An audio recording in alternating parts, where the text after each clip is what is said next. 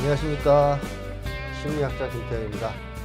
오늘은 상식 속의 경제, 상식 밖의 경제 코너를 진행해 주실 민플러스 교육원의 김장원 원장님 모시고 경제에 대한 얘기를 좀 해보겠습니다. 안녕하십니까? 예, 반갑습니다. 반갑습니다. 이 경제가 우리의 실생활에 굉장히 밀접하게 관련이 있는 분야이지만 또 매우 어렵게 다가오는 분야이기도 합니다. 네. 그래서 이 시청자분들한테 알기 쉽게 설명을 잘 해주셔야 되겠습니다. 노력하겠습니다. 예. 자, 작년 한 해 다들 상당히 힘든 한 해, 이제 특히 이제 경제와 관련해서 힘든 한 해를 보내신 분들이 많을 텐데요. 작년에 한 해를 평가한다면 경제적 측면에서 어떻게 정리할 수 있을까요? 키워드로. 물가 폭등이죠. 물가 폭등. 예, 인플레이션. 물가가 너무 뛰었다. 너무 뛰었다. 이것 때문에 미치는 거죠. 사실 그렇습니다. 지금 뭐 식당에 가면 냉면이 한 그릇에 10,000원 아니면 먹을 수 없다. 그거 못 먹죠. 뭐 우리 아들 말로도 공익 근무하고 있는데 예. 그 근무하러 나가서 밥 먹으려고 하면 너무 비싸다는 거예요. 네네. 먹을 수가 없대요. 예. 이런 정도로 이제 피부로 좀 느껴지는 네. 장 보러 가도 너무 물가가 뛰어 있고 난방비도 폭등했고 전기세도 뭐 많이 뛰었고 네. 이게 이제 작년 한 해라고 볼 수 있겠습니다. 인플레이션. 네. 작년에 이 인플레이션은 왜 이렇게 심하게 발생을 한 건가요? 전 세계적으로. 인플레이션은 원래 원인은 보통 세 가지라고 하는데 네. 그러니까 돈을 많이 뿌리거나 예. 또는 이제 물건을 살 사람이 많거나 수요가 많거나 예, 공급이 딸리거나 이 셋 중에 하나거든요. 공급이 달리거나. 예. 근데 이제 작년에 생긴 거는 주로 이제 공급에서 공급. 공급망이 뭐 붕괴됐다. 뭐 공급망이 마비됐다. 뭐 해서 이제 공급에 주로 원인이 생겨가지고 이제 물가가 올랐다 이렇게 되는 거죠. 이 공급망이 붕괴된 것은 우크라이나 전쟁을 빌미로 한 대러 제재 그리고 중국에 대한 어떤 그 압박 이것 때문에 공급망 붕괴가 생겼다고 봐야 됩니까? 예, 거기다 이제 코로나 추가하면 코로나. 딱 세 가지 이런 코로나. 거죠. 그러니까 대러 제재, 대중 봉쇄, 그다음에 이제 코로나 이걸로 인해서 공급망이 딸리고 물건이 안 들어오니까 물건값이 뛴다. 간단하게 얘기하면 이제 이런 거죠. 그러니까 이제 현대자동차에서 이제 자동차에 들어갈 반도체가 없어가지고 한 달씩 이제 돌아가면서 휴무를 하는 거예요. 그럼 왜 그러냐고 그랬더니 자동차에 들어갈 반도체가 없다. 반도체가 없다. 그럼 반도체는 어디서 만드는데? 동아시아에서 만든다. 그렇죠. 그럼 동아시아에서는 어떤 일인데 코로나가 터졌다. 반도체가 안 들어오는 거예요. 그러니까 지금 신차 예약하면은 1년 반 기다려야 되잖아요. 그러니까 어떻게 해요? 중고차가 튀죠? 물가가 오르는 거죠. 예를 들자면. 네. 네. 팍팍 들어옵니다. 예. 그 반도체를 동아시아에서 만든다. 네, 자동차 반도체가 주요. 근데 그걸 만드는데 코로나가 터져서 셧다운된 거. 공장 자체가 안 돌아가는 그런 상황. 알겠습니다. 자, 그러면 작년 한 해 이런 인플레이션이 이제 한 해를 특징 짓는 경제 키워드라고 한다면 올해는 어떻습니까? 2023년은 올해는 스태그플레이션. 또 이 발음이 좀 어렵다. 스태그플레이션. 예. 그러니까 이제 우리말로 얘기하면 물가는 오르는데 경기는 침체한다. 침체된다. 예, 이렇게 되는 거죠. 스태그플레이션은 어떤 때 주로 발생하죠? 그 이제 우리 경제 역사에서 보면은 이제 70년대 한번 터졌잖아요. 네, 그때 오일 쇼크 이제 있었던 오일 때. 쇼크. 예. 네. 그래갖고 이제 뭐예요? 석유값이 팍 튀는 거죠. 네. 예. 석유값이 팍 튀니까 뭐예요? 물가는 오르는데 이제 경기는 안 돌아가겠죠. 예. 이래서 이제 그때 이제 스태그플레이션 때문에 아주 작살이 났는데 그게 이번에 또 오는 거죠. 그때는 이제 석유값이 뛰어서라고 한다면 지금은 뭐 다 뛰어서 그렇죠. 이제 석유, 그다음에 천연가스, 그다음에 모든 원자재 이런 게 다 올라서 다 오르는 거죠. 그래서 스태그플레이션. 네. 그러니까 물가는 막 뛰는데 경기는 하강하는 네. 제일 안 좋은 상황 아닙니까? 제일 안 좋은 상황이에요. 이게 미치는 거죠. 네. 그래도 이제 인플레이션은 이제 착한 인플레이션도 있다 이래가지고 물가는 오르더라도 경기가 호황일 때도 있는 거예요. 그렇죠. 근데 스태그에 막 걸려버리면 이제 물가는 오르는데 경기는 침체한다. 그럼 사람들 실직하고 이제 월급 못 받고 길거리 나앉고 이렇게 될 거 아닙니까? 이제 이렇게 되고 거기다 이제 금리까지 올려놓으면 이제 이자도 갚아야 되고 그냥 가는 거죠. 그게 이제 오래 온다는 거예요. 호황일 때는 예를 들어 이제 물가가 뛰어도 내 월급도 그만큼 오르고 일자리도 많고 하니까 견딜 수 있고 뭐 더 좋을 수도 있는데 이 상황은 물가는 계속 뛰는데 일자리도 없고 월급은 뭐 안 오르거나 다운되고 이런 상황이라는 거죠. 그렇죠. 그래서 서민들 입장에서 제일 견디기 힘든 상황이 이제 스태그플레이션이라고 할 수 있겠네요. 그래서 그걸 조금 더 이제 좁혀가지고 그 상황을 다 보여주는 말로 스태그플레이션 대신에 스크루플레이션이다 이런 말도 써요. 스크루플레이션. 예. 스크루는 그 배에 돌아가는 스크루. 그렇죠. 이제 쥐어짜는 거. 쥐어짜는 거. 예. 그래서 이제 쥐어짜는 인플레이션이다. 그러니까 이제 뭐예요? 자기 소득에 비해서 경제가 이제 너무 어려우니까 거의 마른 수건 쥐어짜듯이 굉장히 고통. 그러니까 이게 딱 들어오잖아요, 느낌이. 막 얘기만 들어도 고통스럽네요. 그러니까 쥐어짜는 물가 폭등. 이러면 이제 느낌이 오는 거죠. 제가 그래서 요새 좀 힘들군요. 저도 힘들어요. 쥐어짜는 걸 당해서. 알겠습니다. 자, 올해 이제 스태그플레이션이 도래할 것이다 라고 보시는 건데 그렇다면 작년에 인플레이션은 아까 말씀하셨듯이 공급망 붕괴와 코로나가 주요 원인이었다. 그럼 올해 이제 이것이 왜 인플레이션이 지속되는 게 아니라 스태그플레이션으로 전환을 하게 된 거죠? 그거는 이제 딱 어떤 현상이냐면은 물가가 오르면 이걸 잡으려면 금리를 올려서 보통 잡잖아요. 금리를 올려서 잡는 건 이제 공급은 딸리는데 수요는 많아. 그러니까 뭐예요? 수요를 죽여버리는 거죠. 이제 금리를 올려버리면 수요가 죽잖아요. 그러니까 당연히 경기 침체. 그래서 금리를 올린다고 하는 것은 경기 침체를 전제로 하는 거죠. 그게 이제 온 거죠. 그러니까 작년에 인플레이션인데 그 이제 아직 안 왔어요. 근데 금리 무지하게 계속 올리니까 이제 온 거예요. 그래서 인플레이션 국면이 스태그플레이션 국면으로 이제 돌입했다. 그러니까 이건 정해진 거예요. 중요한 건 이제 금리 인상이네요. 그렇죠. 금리 인상 직접적인 원인이죠. 이제 금리 인상 그러면 뭐 간단하게 얘기하면 은행에서 이자를 더 준다는 건가요? 그렇죠. 이제 저축을 하는 사람은 이자를 더 받지만 그렇죠. 빚을 낸 사람은 이제 이자를 더 많이 이자를 더 내는 거고. 그렇죠. 그러니까 이제 은행에서 이자를 올리는 이유는 돈을 빨아들이기 위해서. 그렇죠. 시중에 있는 돈을 좀 흡수하기 위해서. 그렇죠. 예금을 많이 할 테니까. 그렇죠. 놀고 있는 작업을 이제 은행에 저축을 많이 할 거 아니에요. 그래서 이제 돈이 들어가니까 그만큼 물가 상승을 좀 잡을 수 있다. 그러니까 이제 일반 이제 뭐 국민은행이나 신한은행이 이제 그런 측면도 있지만 이제 한국은행 금리는 한국은행이 결정하는 건데 그러니까 시중에 도는 자금들 이걸 이제 회수하는 거죠. 회수해가지고 이제 경기를 쪼아버리는 거죠. 그래갖고 이제 물가를 잡는 거죠. 그럼 이 금리 인상을 말이죠. 각국 은행이 알아서 지금 단행하는 측면이 강한가요? 아니면 미국에서의 금리 인상이 다른 나라에 영향을 줘서 금리가 이렇게 올라가는 게 더 주요한가요? 원래 인플레이션이 이제 미국에서 시작이 됐잖아요. 네. 그러니까 시작도 미국이고 금리 시작도 미국이고 그러니까 따라가는 거죠. 따라간다. 그러니까 우리가 보통 보면 그럼 한국은행 은행장이 누군지 몰라. 근데 저기 미국 연준의장이 누구냐? 그럼 파월 이래가지고 그러니까 사람들이 우리나라 금리를 안 봐요. 미국 금리만 쳐다본다고. 그게 중요하니까. 그렇죠. 그러니까 미국에서 금리가 뛰면 어쩔 수 없이 다른 나라도 다 따라가야 돼. 금리가 이제 올라가는. 이제 일본도 버티다가 이제 올린 거죠. 이제 그걸 이제 못 쫓아가니까 이제 강달러. 그래서 작년에 이제 인플레이션 다음에 온 게 뭐냐? 금리 인상. 금리 인상 다음에 온 게 뭐냐? 강달러. 그래가지고 이제 환율 막 이래가지고 이제 난리가 난 거예요. 자, 금리를 인상하면 강달러가 된다. 좀 쉽게 설명해 주시면. 그러니까 금리를 인상한다고 무조건 강달러가 되는 건 아니고요. 그러니까 이제 미국이 금리를 올려요. 미국이 금리를 올리는데 그럼 다른 나라도 올리면 되잖아요. 근데 못 올리는 거예요. 왜요? 왜 못 올리냐? 그럼 이제 이유는 뭐예요? 그 독일하고 그 남부의 이탈리아나 이런 데가 경제 격차가 차이가 나잖아요. 그리고 정부 부채들이 많아. 그러니까 금리를 올리면 정부가 빚이 이게 문제가 되는 거예요. 그러니까 이제 미국처럼 미국은 막 올렸잖아요. 미국도 부채 많지 않아요? 그렇긴 해도 걔네들은 이제 기축통화 세계 지네가 앞에니까 달러 이제 뭐 찍으면 되니까. 뿌린트 해가지고 이제 뿌리면 되잖아요. 근데 이제 얘네들은 이제 올릴 수가 없는 거예요. 그다음에 이제 일본도 못 올리잖아요. 왜 못 올리냐? 걔네들은 금리가 올리면은 국가 정부 부채가 260%로 GDP 대비 자기네 국민 총생산 대비 260%니까 뭐예요? 이자 내느라고 이제 공무원 월급도 못 주는 판이 국가 부채 때문에. 네, 그렇죠. 그럼 우리나라도 못 올려. 왜? 우리 가계 부채가 터질까 봐. 가계 부채 터질까 봐. 그러니까 이제 미국은 금리를 올리는데 다른 나라가 못 쫓아가는 거예요. 그럼 이제 이 격차가 나잖아요. 격차가 나니까 뭐예요? 달러는 세지고 다른 데는 약해지고 원화 약세, 엔화 약세. 그러니까 돈 이렇게 되는 거죠. 그래서 강달러, 슈퍼달러. 달러가 회수되니까 또 이제 강달러가 되는 측면도 있겠네요. 그렇죠? 그 이제 다 몰려가죠. 또 올라가니까. 야, 그래서 달러가 세지고 다른 나라들은 이제 화폐 가치가 하락하고. 자, 그래요. 그러면 이제 2023년에 스태그플레이션이 올 거라고 예측을 하셨는데 근거 확실히 그럴 것이다라고 이제 얘기할 수 있는 근거가 있다면 어떤 걸 들 수 있을까요? 그러니까 뭐니 해도 여전히 관심사는 이제 물가가 잡힐 거냐 올해. 그래서 이제 원래 미국이 6월달에 작년 6월달에 한 9.1%까지 갔다가 40년 만에 처음이에요. 갔다가 이제 조금 내려와서 이제 작년 말쯤에 한 7% 됐다. 그러니까 이제 최고를 찍고 그래서 이제 2023년이 되면 이제 물가가 내려갈 거다. 이제 이렇게 본단 말이에요. 근데 이제 그럼 그게 2%가 되냐 이거죠. 그래 잡는 거잖아요. 이게 내려가서 내려가더라도 그 2%가 되면 잡히는 건데 보통 이제 2%가 마지노선이잖아요. 좀 모르는데 저는. 그러니까 마지노선. 이게 뭐냐면 네.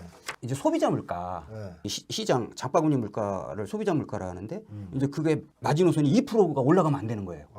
이 2%가 올랐다 그러면 이제 정권을 내놔야 돼요. 타격이 너무 커서. 그렇죠. 국민들이 난리가 나니까. 근데 지금 막 2~3배 되는 거잖아요. 7%, 8% 막 올라가는 거죠.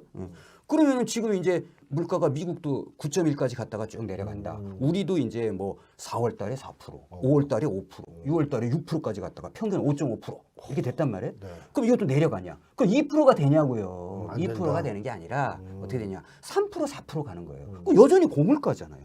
그렇죠. 물가는 계속 뛴다 이거네. 그러니까 물가를 못 잡는다는 거예요. 못 잡는다. 여전히 못 잡는다. 근데 사람들은 이제 잡힌다 이렇게 얘기를 하는데 네.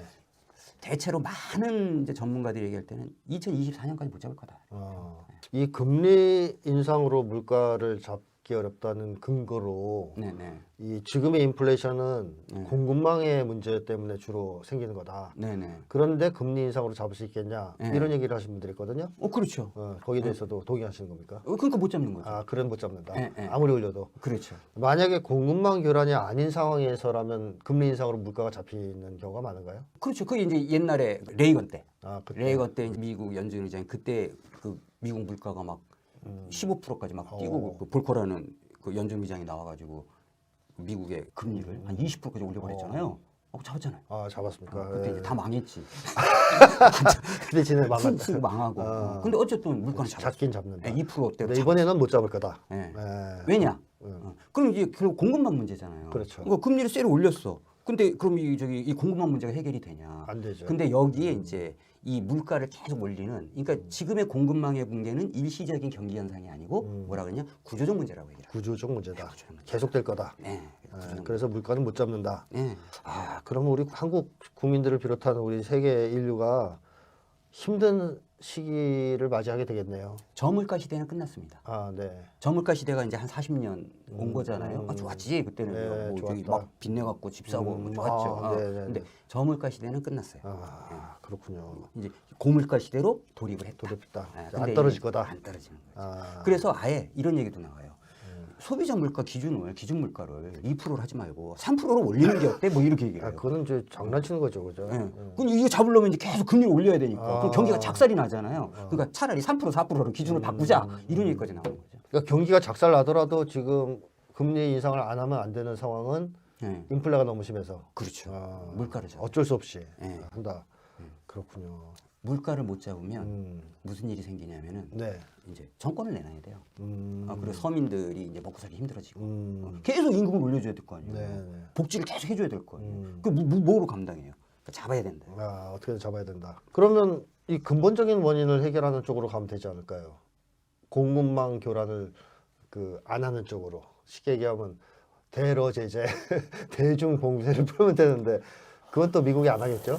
걔들이 대러 제재하고 대중 봉쇄하고 공급망을 재편해서 우리나라에서 다 만들어라 해가지고 비용이 상승하고 그래가지고 물가가 오른 건데 이제 그걸 하지 마라 이러면은 그 바이든이 아메리카가 그거 듣겠습니까? 그렇죠. 그건 못한다 이런 거죠. 그러니까 앞으로 이제 좋아질 이유가 없네요. 예. 그렇군요. 자, 그러면 이제 앞으로 일시적으로 이제 기름값이 다시 내린다라든가 뭐 이제 이런 얘기가 있는데 그런 게 아무리 해봐야 이 현상은 잡기 어렵다. 왜냐하면 스태그플레이션은 꼬리 리스크라 그래가지고 네. 일어날 가능성은 매우 희박한데 이게 터졌다면은 치명타를 하는 이제 그런 이제 리스크 위험 이게 이제 굉장히 상존한다. 이게 이제 2008년도에는 파생 상품이었잖아요. 근데 지금은 이 불확실성의 시대라 해가지고 위기는 반복되지만 또 반복되지 않는. 그러니까 알 수 없는 그 잠복 요인이 많은 거예요. 예를 들어서 러시아하고 미국하고 저기 푸틴이 엊그제 협상한다는데 협상됩니까? 안 되죠. 그럼 장기화될 거 아니에요? 장기화되면 천연가스값 계속 오를 거 아니에요? 이런 거죠. 그다음에 이제 중국 같은 경우에 코로나 봉쇄 풀고 이제 우리도 경기 살려야지 하면서 부양책을 쓴다. 그러면 지금요 그나마 중국이 코로나 봉쇄해가지고 그나마 저기 물가가 그래도 있는 거예요. 중국이 경기 돌리기 시작하면 소유가 오르겠죠? 그러니까 이런 요인이 생긴다는 거예요. 거기다가 탈탄소한다.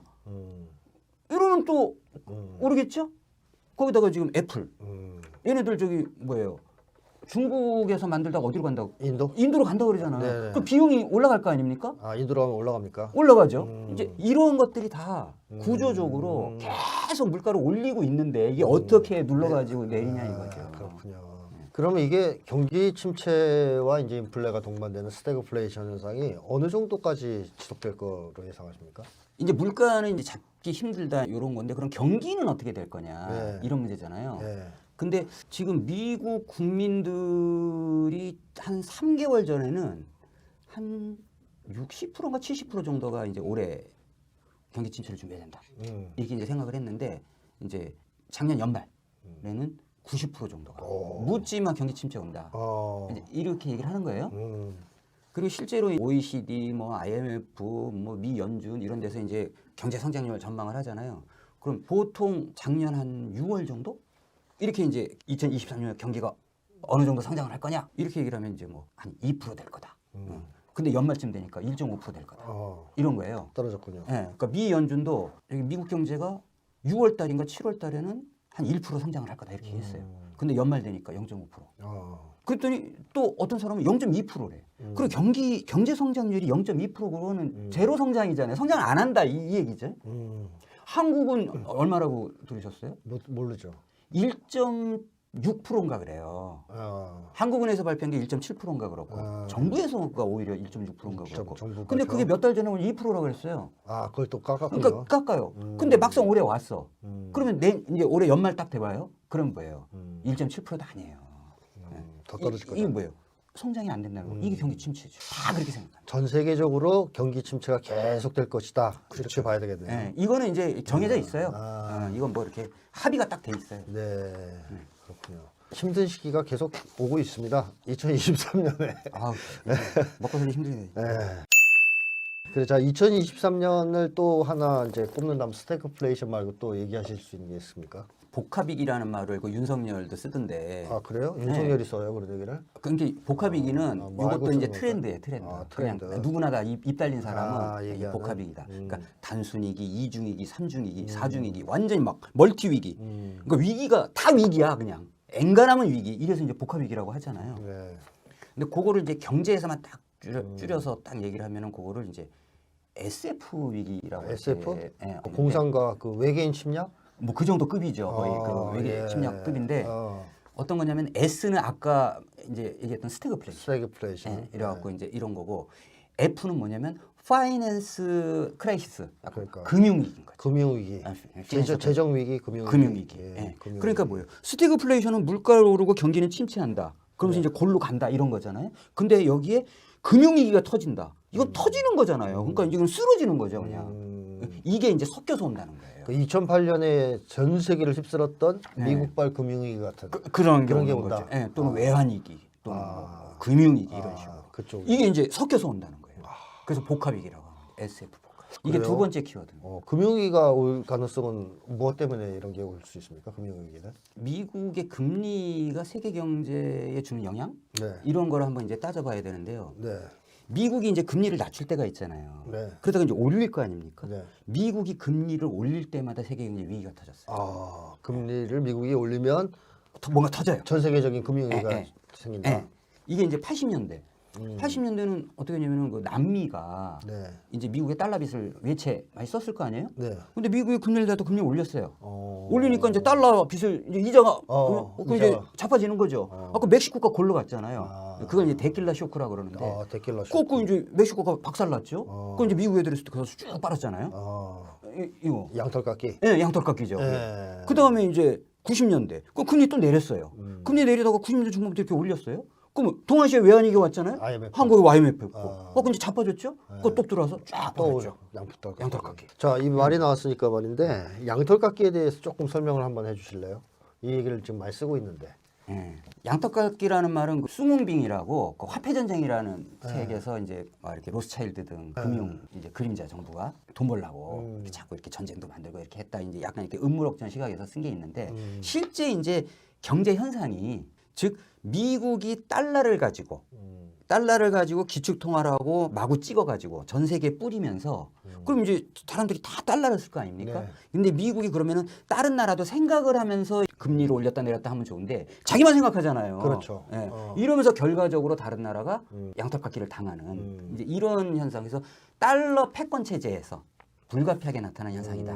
이렇게 이제 볼 수가 있어요. 그러니까 이제 미국이 금리를 내리면 네. 쉽게 얘기하면 이제 돈이 막 풀려 나가는 거죠. 그렇죠. 그러면 막 거품 같은 게 생기고 그렇잖아요. 그렇죠. 네, 막 이제 네. 돈이 많이 풀리니까. 그렇죠. 그래서 호황 비슷한 느낌을 주면서 그렇죠. 경제가 막 성장을 하고 그렇죠. 그러다가 미국이 올리는 순간 이제 거품이 꺼지는 거죠. 거품이 확 꺼지면서 네. 그때 이제 망한 데를 미국이 먹는 그렇죠. 가서 뭐 그런 식으로 그렇죠. 이해할 수 예, 있으니까 그 자본이 이탈하면 이제 외환위기도 생기고. 이게 이제 실수로 뭐 이런다기보다는 네. 미국이 어떻게 그 남의 나라 이렇게 빨대 꽂아서 피 빨아먹는 네. 하나의 수법 그래서 이제 달러를 가지고 지배하면서 네, 그런 달러 거죠. 패권을 이용해서 달러 하는 패권. 주기적인 양털깎기를 해서 네. 세계를 털어먹는다. 예, 그래서 이제 달러 제국주의다 뭐 이런 아. 얘기가 나오는 게 그래서 우리도 이제 90년대 IMF로 한번 양털이 깎였다. 우린 제대로 당했죠. 일본도 플라자 합의로 그런 80년대 양털 깎기를 당한 겁니다. 그렇죠.